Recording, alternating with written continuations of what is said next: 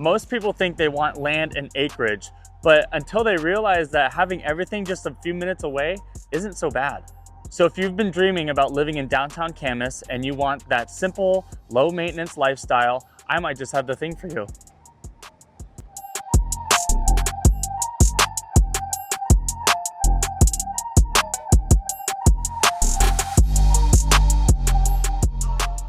Hey y'all, this is Ben the Cowboy Realtor, and today I'm showing you my newest listing in downtown Camas.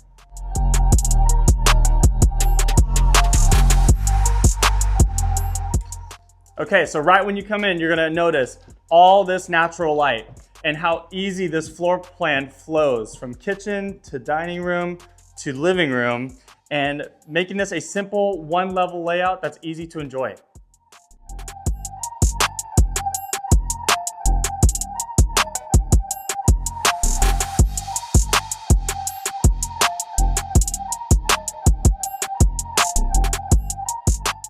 So you also have your own garage, which, being a part of a small community, keeps things manageable, quiet, and not a lot of extra upkeep.